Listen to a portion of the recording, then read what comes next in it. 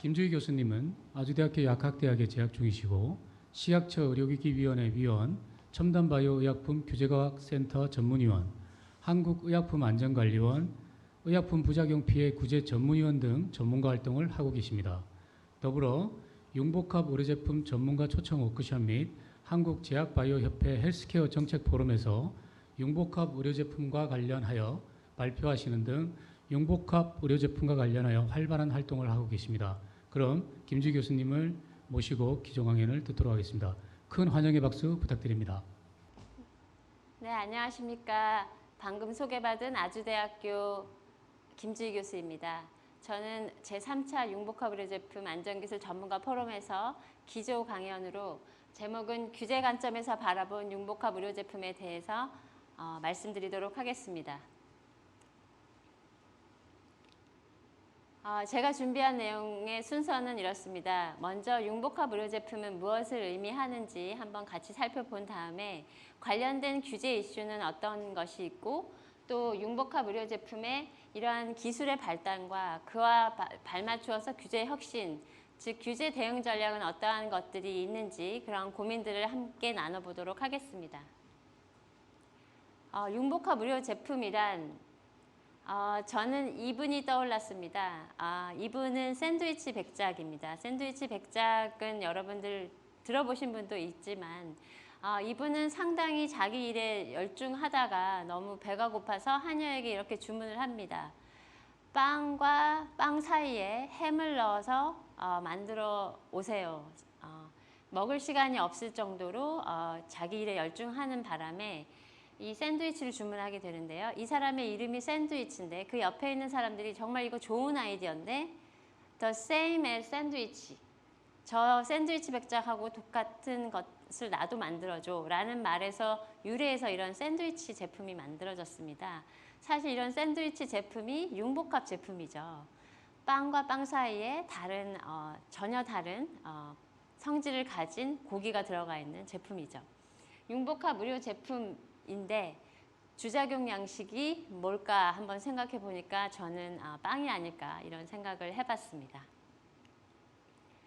이렇게 융복합 의료 제품은 의료 제품 세계에 오면 그 융복합이라는 개념에서 우리가 흔히 보는 이 왼쪽에 있는 그림에 있는 알약, 주사제, 이건 의료기기다 이렇게 잘 아실 겁니다.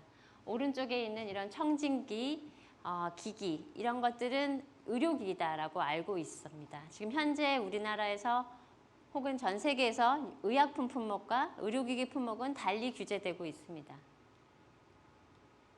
그런데 이렇게 히알루론산 나트륨 성분을 가지고 있는 인공눈물 점안제 이런 점안제 같은 경우에는 국내에서는 전문의약품으로 품목 허가를 받고 있습니다. 의약품 품목이죠.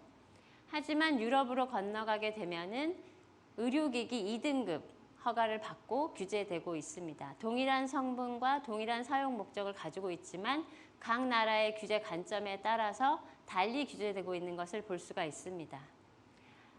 이 맨 세 번째 있는 그림이 융복합 의료제품의 제품 사진인데요. 융복합 의료제품은 대표적으로 트롬빈과 젤라틴이 복합되어 있고 주사기에 사전 충전된 제품이라든지 호르몬 제제가 주사제에 사전 충전되어 있고 그 호르몬 제제를 투여하기 위해서 바늘이 함께 합포장되어 있는 융복합 제품입니다. 또 이렇게 흡입제와 같이 흡입제 안에 사용할 수 있도록 캡슐 모양의 약이 같이 포장되어 있는 융복합 제품 혹은 새로운 기술이 개발이 돼서 디지털 치료제라고 허가가 된 제품인데요. 이 제품은 의약품에 센서가 같이 결합되어서 제조가 됩니다. 이 약을 환자가 삼키게 되면 위에서 위산에 의해서 녹아서 그 신호가 발생이 되고 그 신호를 이렇게 작은 패치가 감지해서 그 신호를 다시 휴대용 기기에 전송해서 기록되는 그러한 새로운 혁신형 제품이 나왔습니다. 이렇게 다양한 기술, 규제 관점에서 다양한 품목들이 결합된 것이 융복합 의료 제품이라고 볼 수가 있는데 이러한 제품들은 상당히 빠른 속도로 지금 개발이 되고 있습니다. 근데 이렇게 의료 제품에는 다양한 스펙트럼의 제품들이 있습니다. 기술의 어떤 기술이 적용이 됐는지 또는 원재료가 어떤 것인지에 따라서 제품의 스펙트럼은 상당히 다양한데요. 체외 진단 기기, 몸 밖에서 진단을 위해서 사용하는 체외 진단 기기부터 의료기기, 조직공학 제제 등등 우리가 기존에 알고 있는 합성의약품처럼 다양한 스펙트럼의 의료 제품들이 나와 있습니다. 이런 제품들은 각 나라의 규제 관점에 따라서 범주와 그 규모, 정의가 달라지고 있는데요. 우리나라에서는 이렇게 체외 진단용 의료기기와 의료기기를 별도의 품목으로 관리하고 있고 법도 달리 특별법에서 관리하고 있죠. 조직공학제제, 세포치료제, 유전자치료제 이러한 제품은 최근에 발효된 첨단재생 바이오법에 의해서 묶여서 첨단 바이오의약품 이렇게 관리를 하고 있습니다. 또 유전자 제조합 의약품, 또 우리가 요즘에 관심이 많은 코로나 백신, 또 독소, 항독소, 혈액 유래 제제 이런 제제들은 저희가 묶어서 생물학적 제제라고 관리하고 있고 또 합성의약품은 별도로 품목 허가를 내주고 있습니다. 같은 스펙트럼을 가진 제품들이 유럽에 가면 어떨까? 유럽은 우리나라와 동일하게 체외진단 의료기기 이렇게 구분하고 있고 첨단 바이오 의약품에 해당되는 그러한 범주가 있습니다. ATMP라고 해서 Advanced Therapy Medicinal Product, 첨단 재생 의료 제품 이렇게 번역을 하고 있는데 그런 제품들도 유사하게 범주를 가지고 있고요. 조금 다른 점은 생물학적 제제 안에 포함되어 있는 혈액 제제는 유럽에서는 블러드 프로덕트라는 이름으로 별도로 관리를 하고 있습니다. 미국으로 한번 건너봐 보겠습니다. 미국에서는 체외 진단 의료기기와 의료기기를 같은 품목 아래에서 규제하고 있습니다. 메디컬 디바이스로 묶어서 구별하고 있고 첨단 바이오의약품이라고 불리는 제품부터 그 생물학적 제제까지 이르는 분야는 바이올로직이라는 이름으로 규제하고 있습니다. 또 드럭이라고 명시하고 있는 것처럼 이렇게 세 나라가 같은 제품, 같은 종류의 제품들을 달리 범위를 정해서 규제하고 있습니다. 이런 것들을 보면 규제 관점에 따라서 역시 융복합 의료 제품에 대한 정의나 범위도 달라질 수 있다라고 생각을 해볼 수가 있겠죠. 그래서 이렇게 간단하게 한번 표로 살펴보면 미국과 유럽에서의 차이점은 이렇습니다. 미국은 단일체, 결합이 되어 있어서 제품이 하나로 되는 단일체를 정의하고 있고 물리적으로 결합이 되어 있지 않지만 포장만 같이 되어 있는 제품들을 우리가 코패키지, 합포장 융복합 의료 제품이라고 명명하고 있습니다. 유럽에서도 역시 합포장과 인티그랄 제품, 이런 인티그레라는 용어를 사용을 해서 싱글 엔터티에 대비되는 용어를 유럽에서는 사용을 하고 있습니다. 국내에서도 코어 패키지 합포장 융복합 의료 제품이냐 혹은 단일체 융복합 의료 제품이냐라는 용어로 구분해서 그 결합 방식에 의해서 명칭을 달리하고 있는 것을 볼 수가 있습니다. 또 한 가지 미국은 좀 차이가 나는데요. 미국에서는 의약품과 생물의약품이 결합한 경우에도 융복합 의료 제품의 범주 안에 넣어서 관리를 하고 있습니다. 그렇지만 우리나라에서는 의약품과 생물의약품이 결합된 제품은 의약품 품목 허가이며 융복합 의료 제품에 해당되지 않는다라고 판단하고 있습니다. 이렇게 여러 가지 범주가 있는데요. 미국과 유럽에서는 포장이 달리 되어 있고 유통이 다르지만 표시 기재 사항에서 두 가지 제품을 동시에 사용을 해야 한다라는 제품 표시 기재 사항이 있으면 동시 사용 제품 이렇게 명명을 해서 융복합 의료제품에 포함이 되고 있는 반면에 국내에서는 이런 동시 사용 제품은 융복합 의료제품에 해당되지 않는다 이렇게 해석을 하고 있습니다. 그래서 이렇게 나라별로 다르고요. 국내에서 또 다른 점이 있습니다. 의약 외품이라고 하는 품목이 있죠. 저희 나라는 의약 외품은 의약품 등이라는 범주에 속하기 때문에 의약 외품과 의료기기가 복합된 것은 융복합 의료제품 정의 안에 들어옵니다. 하지만 의약 외품이라고 하는 품목은 국내와 일본에만 있는 그런 품목이기 때문에 미국이나 유럽에 가면 이 동일한 의약 외품이라고 하는 품목이 의료기기거나 혹은 공산품으로 분류되는 경우가 있습니다. 그렇기 때문에 외품, 즉 밴드에이드, 밴디지와 뭐 이런 심혈관 기기 이런 것들이 결합된 것은 우리나라 범주에 보면은 융복합 의료 제품이지만 미국이나 유럽에 가면 그렇지 않은 경우가 발생을 합니다. 이처럼 그 범위나 정의가 달라지는 것을 볼 수가 있습니다. 그러면 이렇게 복잡하고 범위도 다른 다양한 융복합 제품을 그러면 규제 관점에서 어떻게 관리하고 있는지 현재 왼쪽에 있는 것처럼 의약품이 주작용인 융복합 의료 제품. 분명히 구분은 있지만 현재는 의약품 품목 허가의 경로에 따라서 규제를 하고 있습니다. 의료기기와 의료기기의 주작용 양식인 융복합 제품 역시 같은 허가 경로를 따라가게 되어 있습니다. 그래서 융복합 의료 제품은 먼저 분류의 작업이 먼저 이루어집니다. 허가를 받기 위해서는 융복합 의료 제품이 해당이 되는지의 여부, 즉 두 가지 서로 다른 품목이 결합되어 있는 제품인지 살펴보게 되고 만약에 그렇다면 융복합 의료 제품을 먼저 분류해서 의약품 품목 허가를 하는 부서에서 관할을 할지 의료기기 부서에서 관할을 할지를 결정을 하게 됩니다. 결정을 한 후에 그 허가 경로를 따라가게 되는데요. 저희가 사실은 의약품과 의약품 주작용 융복합 제품은 엄연히 다르게 품목 허가 혹은 허가 검토가 이루어져야 되는데 그 이유는 융복합 의료 제품 안에는 의약품 주작용이면서 보조작용을 하고 있는 의료기기가 같이 포함되어 있기 때문에 의료기기 부분에 대한 허가 검토가 있어야만 안전성, 유효성을 보장할 수 있기 때문입니다. 그렇기 때문에 이러한 다양한 제품들을 어떻게 허가해야 되는지 그 절차가 너무나 복잡하면 안 되고 또 허가를 위해서 어떤 절차가 필요한지를 연구하는 것이 필요하겠습니다. 한 가지 예를 제가 가지고 왔는데요. 임플라논이라고 하는 제품이 있었습니다. 임플라논은 피임용 이식제입니다. 이 의약품을 작은 성냥개비 모양으로 만들어서 그 성냥개비 모양의 약물을 이 니들, 바늘 안에 충전을 해서 피하에 삽입하는 제품으로 개발이 되었습니다. 합성 프로게스테론 제품이 신약으로 만들어진 다음에 그 제품은 한번 피하에 이식이 되면 3년 동안 피임이 유지되는 그런 제품으로 개발이 되었는데 이 제품은 의료진에 의해서 피하에 삽입이 되는 그러한 제품이었습니다. 이 제품은 상당히 매일같이 복용하지 않아도 되기 때문에 편리성을 강조해서 많이 시술을 받았는데요. 이 제품이 이제 부작용 보고 혹은 이제 유효성에 문제가 있는 보고들이 쌓이게 되었습니다. 왜냐하면 이 시술하는 방법이나 혹은 문제가 있어서 이 이식형 제제가 몸 안에 그대로 있는데 이식이 되어 있는데도 피임이 된 줄 알았는데 원하지 않는 임신이 된다거나 이 제품이 그 자리에 그냥 있는 게 아니고 떠돌아다니다가 폐에서 발견이 되는 그러한 부작용 사례가 있었습니다.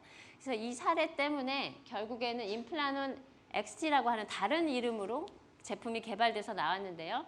여기 사진에 있는 것처럼 애플리케이터가 개발이 됐습니다. 이 애플리케이터를 사용을 하면은 의료진이 한 손으로만 피하에 이식하는데 훨씬 용이하게 개발이 되었고 또 한 가지 개선을 한 것은 이 의약품 안에 불투명한 바륨이라고 하는 제품을 섞어서 약을 개발을 했기 때문에 신체에 돌아다니는 것을 엑스레이로 찍으면 금방 알아볼 수 있도록 개선이 된 것이죠. 그렇게 이제 제품이 나왔는데 이 제품을 허가를 한 다음에 2010년도에 이제 임플라논은 더 이상 허가 사용이 안 되고 중단되고 XT가 제품이 이제 개발이 됐는데요. 그 다음에 FDA에서 2016년도에 OCP 융복합 의료 제품의 전담 부서가 생겼고 이러한 제품들에 대해서는 허가 검토를 좀 더 체계적으로 하기 위해서 노력들을 많이 했습니다. 그 다음에 이제 프로부핀이라고 하는 이식형 제품이 나왔는데 의약품의 성분만 바뀌어 있지 사실은 이식형 제품이기도 합니다. 동일한 제품인데 이 제품은 뷰프레놀핀이라고 하는 의약품의 EVA 고분자 폴리머를 섞어서 막대 모양으로 만든 다음에 이것을 이식하면 6개월간 약효가 지속되는 그런 제품이 나왔어요. 이 제품은 앞서 말씀드린 그런 이식형 피임제하고 동일하게 유사한 의료기기를 사용해서 이식을 하게 됩니다. 이 제품에 대해서 허가를 할 때는 FDA가 학습을 했다. 이제는 이 규제에 있어서 좀 더 나은 체계로 허가 검토를 하는 것이 필요하다라고 해서 이제는 이 제품이 융복합 의료 제품이면서 의약품이 주작용이기 때문에 의약품 허가부서에서 주관부서 역할을 합니다. 그렇지만 이 의료기기 파트, 이 제품을 이식을 하는 의료기기 파트는 의료기기 허가부서에게 허가 컨설트를 보냅니다. 미국 FDA에서는 인터 컨설트라고 하는 절차를 마련을 해서 의료기기 부서에 이 의료기기 구성 부분에 대해서는 안전성, 유효성 혹은 사용자 적합성 같은 것들을 검토해 주세요라고 메모랜덤을 보내게 되죠. 그러면 그 의료기기 부서에서 이 제품의 사용상의 문제 혹은 표시 기재의 문제에 대해서 검토를 해서 결국은 이 제품에 대해서 평가를 하게 되는데요. 제조사에게 요청을 합니다. 이 제품을 사용할 때 특히 의약품에 대한 유효성을 담보하는 것은 중요하지만 결국 이 사용자가 이 제품을 정확한 위치에 피하에 이식할 수 있도록 명확한 지침을 주는 것이 필요하고 그 내용이 표시 기재 사항에 반드시 담겨야 되겠다라고 하는 의견서를 보내게 됩니다. 그래서 결국에는 이 제조사가 레이블을 변경해서 허가를 받는 그런 경우가 있었습니다. 이처럼 융복합 의료 제품은 그 두 개의 부서가 협조를 잘하면 빈틈없이 허가 검토를 할 수 있도록 제도가 만들어질 수 있죠. 이렇게 융복합 의료 제품에서는 의약품과 의료기기의 허가 경로도 다르고 그런 안전관리 체계가 많이 다릅니다. 여기서 제가 정리한 내용에 의하면 의약품과 의료기기는 사실 유사한 안전 기술 체계가 있지만 상당히 다른 부분도 많이 있습니다. 그렇다면 이 두 가지 다른 규제 품목이 합쳐졌을 때는 과연 어떻게 규제를 하는 것이 좋을까? 이것을 똑같이 맞추기에는 너무 어렵고 그렇다고 해서 양쪽을 다 맞추기에는 중복될 우려가 있습니다. 현재 주작용 양식에 따라서 이 융복합 의료 제품을 허가 검토하더라도 사실은 따라오는 구성 부분에 대해서도 허가 검토를 해야 하는데요. 그래서 이러한 중복 규제가 없고 규제의 공백도 없이 하는 방안을 연구하는 것이 바로 저희 센터에서 하는 그러한 연구 주제가 되겠고요. 저희가 전주기에 따라서 융복합 의료 제품을 허가 심사하기 위해서 의료기기와 의약품의 전주기를 비교 검토하고 유사점과 차이점을 분석하고 있습니다. 그래서 이렇게 융복합 의료 제품이라고 하는 것을 허가 검토할 때는 저희가 사실 의약품 관점에서 봤을 때 이 의약품의 구성 부분이 기허가 의약품하고 서로 제형이 바뀌었는지 혹은 다른 투여 경로로 사용되진 않는지 기허가가 됐다고 하더라도 또는 융복합 의료 제품이 되면서 새로운 환자군을 대상으로 하는 것은 아닌지 혹은 이 의약품이 새로운 의료기기와 사용되도록 고안이 되었는지 의료기기 측면에서는 새로운 사용 목적을 가지고 있는 의료기기 설계 변경이 있었는지 혹은 기허가 의료기기와 동일하더라도 사용 부위가 변경이 되었는지 아니면 이 의료기기가 약물 전달 기능을 가진 의료기기인지에 대한 여부 또한 의료기기가 신약과 사용되도록 고안된 것인지 이런 여러 가지 질문들을 해보는 것이 필요합니다. 또 이런 구성 부분에 대한 질문뿐만 아니라 완제품에 대해서 이 융복합 의료 제품이 기허가 적응증과 동일하지만 투여 경로가 변경된 것인지 아니면 이런 물리적 화학적 결합을 했을 때 의약품과 의료가 결합을 했을 때 전반적인 완제품에 대해서 영향을 주지는 않았는지 둘 간의 상호작용은 있지는 않는지 혹은 이러한 의약품에서의 제형 변경이나 의료기기에서의 설계 변경이 전반적인 제품의 안전성, 유효성에 어떠한 영향을 주는지 이러한 것들을 고려해야 하고요. 사실 이 제품이 결합이 되기 전과 된 후에 이 안전관리를 어떻게 정리해야 하는지, 또 의약품과 의료기기는 허가 절차가 다르기 때문에 그 순서도 다르고 자료의 목록 순서도 다르기 때문에 이 절차상에 충돌되는 부분을 어떻게 해결할지에 대한 많은 고민들이 사실 필요한 부분이 있습니다. 그래서 저희가 연구한 바에 의하면 의약품과 의료기기의 차이점을 잘 조율하고 결국에는 중복된 규제가 없어서 기업 입장에서 중복된 일을 하지 않도록 도와주고, 또 허가부서에서는 어떠한 규제의 공백이 생겨서 안전성, 유효성에 결함이 생기는 일이 없도록 해야 한다라는 것이 저희들이 느낀 점입니다. 그래서 저희 융복합 의료제품 규제과학센터에서는 이런 공백들을 채워가는 일을 지속적으로 할 것을 다짐합니다. 그래서 여러분들이 이렇게 오늘 참석해 주신 포럼처럼 지속적으로 관심과 사랑과 또 의견을 많이 주시면 이런 공백들이 시간이 가면 갈수록 잘 채워질 거라고 생각이 듭니다. 네, 제가 준비한 내용은 여기까지입니다. 경청해 주셔서 감사합니다.